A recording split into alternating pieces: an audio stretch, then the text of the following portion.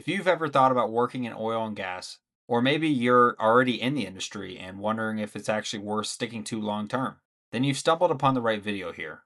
Depending on who you ask, oil and gas is either one of the greatest industries you can ever work in, or it's a complete nightmare where you sell your soul to big oil for the paycheck. And like most things, the truth I found lies somewhere in the middle. There are some incredible advantages that can accelerate your financial journey and your career way faster than a lot of other industries can. But there are also some trade offs that people don't talk about enough until they're already years into the industry.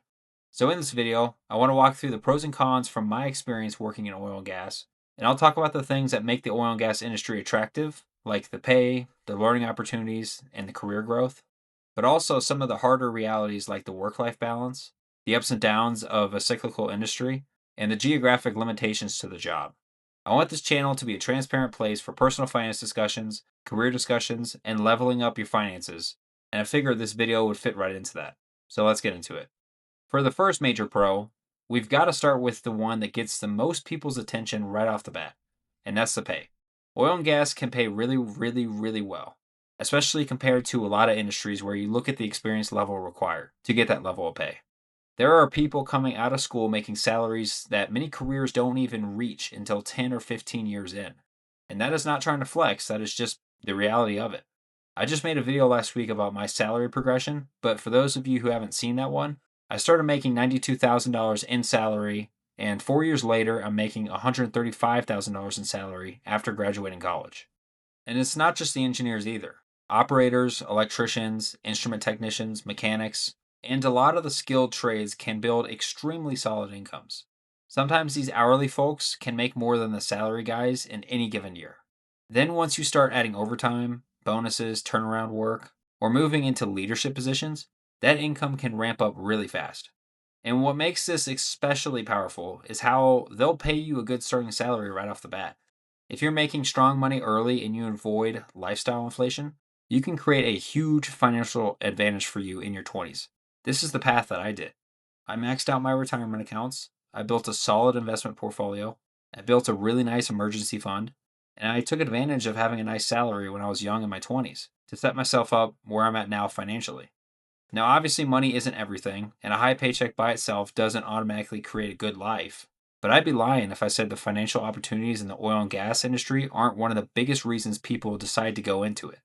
Not to mention that most oil and gas companies have a ton of great benefits working for them, like the 401k match, pensions, great insurance plans, and many other benefits. The second big advantage, and this is the one that people don't talk about enough in my opinion, is the learning opportunities that come with a career like oil and gas.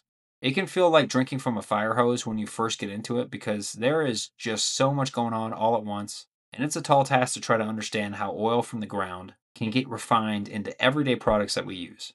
And on the electrical side, it's a beast of its own too. You're dealing with high voltage power distribution, instrumentation, process controls, safety systems, project work. It's just a bunch of moving pieces that all have to work together.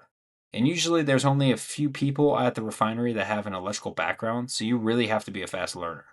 At first, it can feel overwhelming because you realize pretty quickly that school barely scratched the surface for this industry, and most of it is on the job learning.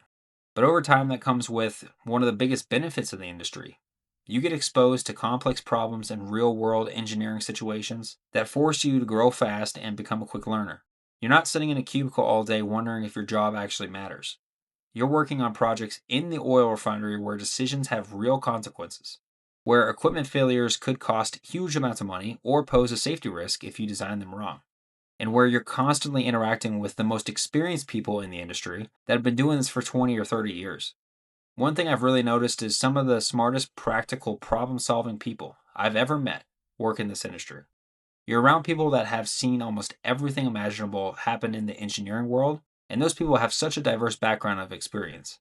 If you pay attention and ask questions, you can absorb an incredible amount of knowledge in a relatively short amount of time. Even if you eventually leave the oil and gas industry one day, the experience and problem solving skills you develop can carry with you the rest of your career. Plus, the energy sector is so big that you could go work for any other energy companies later down the road if you wanted.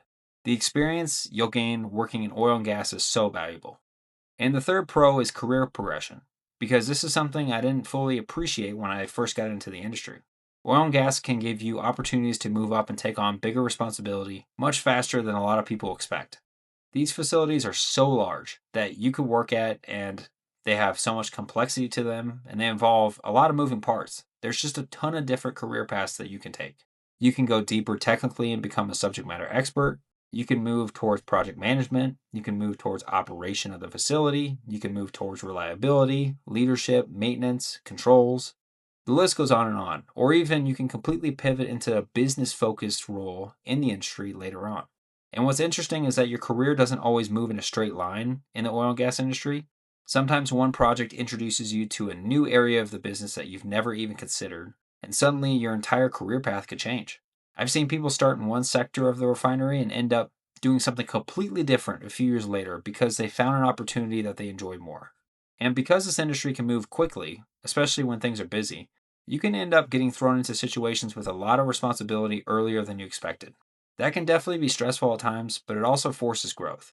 You learn how to be a communicator, make decisions under pressure, lead projects, and solve problems when there isn't a perfect answer sitting right in front of you. I have yet to get a project where the solution is cut and dry, and I'm always learning and improving my skills when I get those new projects. If you're somebody that likes being challenged and wants a career where you can continue to level up, oil and gas can create a lot of opportunities if you're willing to take advantage of them. The other thing that can help career progression is if you're willing to move. There are a lot of different spots with refineries, and that's a way to climb the promotion ladder really quick. I did that within my first 2 years working full time, and it helped me get a promotion quicker than if I had just stayed put. Now, on the flip side, we've got to talk about one of the biggest drawbacks to the industry, and that's work life balance. Because for all the benefits this industry can give you financially and professionally, there's a reason those paychecks can be so attractive. Sometimes you earn every dollar of it. Oil and gas isn't really an industry where the plant just shuts down at 5 p.m. and everyone goes home stress free. These facilities run around the clock, 24/7, holidays included, and when problems happen, they usually happen at the worst time possible and seemingly always over Christmas.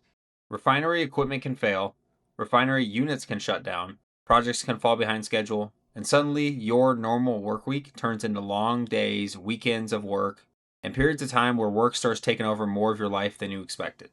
Depending on your role, there can be times where it feels like you're mentally at work even when you're physically home. That's not necessarily the case all the time for my role as a project manager, but sometimes it is. Especially during busy seasons where we are submitting our projects for funding approval and towards the end of the calendar year where I have to get all my projects finished and completed in the field. I've had many a times where I'm checking emails at night, thinking about project issues and carrying stress that follows me outside of the refinery gates. Now, to be fair, not every role and every company is like this. Some jobs have incredible schedules and some people have great balance. But I think people should know that going into the work life balance in oil and gas can be very inconsistent. There are seasons where things feel manageable, and then there are seasons where work becomes your whole life for a while. And if you're somebody who highly values flexibility, maybe you value remote work, predictable schedules, then oil and gas might not be for you. The next downside is something that catches a lot of people off guard when they first enter the industry, and that's just how cyclical oil and gas can be. When times are good, things can feel incredible. Projects are getting approved so fast, and you might see more new hires than usual. There's this feeling that the momentum will just keep going forever. It can seem like the good times are just never going to end. But as you guys know, oil is a global commodity, and market conditions can change pretty rapidly, and we're even seeing that right now in the Middle East. The price of oil can fluctuate so fast that it leads to a trickle down effect that seems to reach everyone. Now, on the refining side of things, projects can get delayed, spending can tighten up, hiring freezes could happen, layoffs become a real possibility. I remember there was a bunch of layoffs after COVID in 2020, and thankfully I wasn't affected because I was still in college, but it did impact a lot of people that I had met during my internships. That uncertainty can create a level of stress that people don't always talk about enough. You can be performing well, doing everything right, and still end up impacted by factors completely outside of your control. It's not always a reflection of your work that can get you let off, sometimes it's simply the nature of the industry. I think that's one reason why a lot of people in oil and gas become pretty financially disciplined over time. You start realizing that the high income is great, but you also learn pretty quickly not to build a lifestyle that assumes the booming years will last forever. If you understand that reality going in and prepare for it, it becomes a lot easier to handle the hard times mentally when they do show up. The last con is geographical limitations, and I think this is one that people massively underestimate too earlier in their careers because when you're young, moving somewhere for a job can actually sound exciting. I mean, hell, at first I thought, I'm going to go wherever the opportunities are. And that was true for me for my first 2 years of working.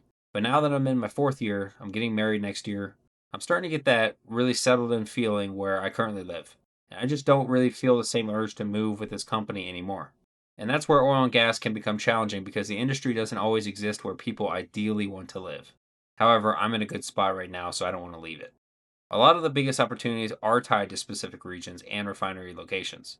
And some of these locations are remote as fuck. You can go Google United States refinery locations and see a few good ones, but most of them are in bumfuck middle of nowhere. So, unlike some careers where you can live almost anywhere and work remotely, a career in oil and gas is very much location based.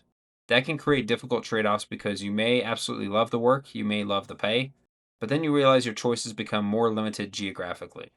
I've also seen situations where people want to switch companies and discover that there's only a handful of employers nearby without completely uprooting their lives and moving again.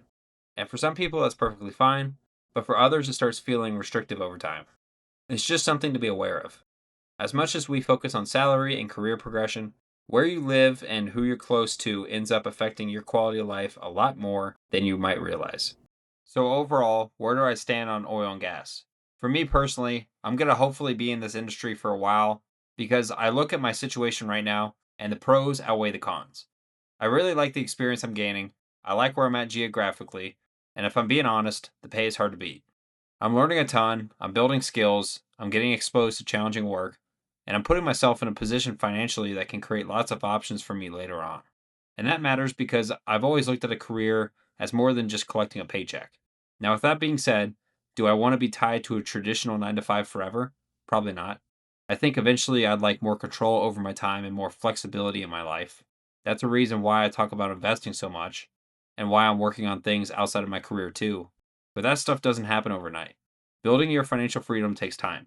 So for now, I'm focused on taking advantage of the opportunities in front of me, learning as much as I can, and using this stage of life to build towards where I eventually want to go. So that's all I have for this video. Leave a comment down below if you have any other questions about the oil and gas industry or any other questions about being an engineer. I would love to answer them. As always, thanks for the support on this channel, and I'll see you guys in the next one. Peace.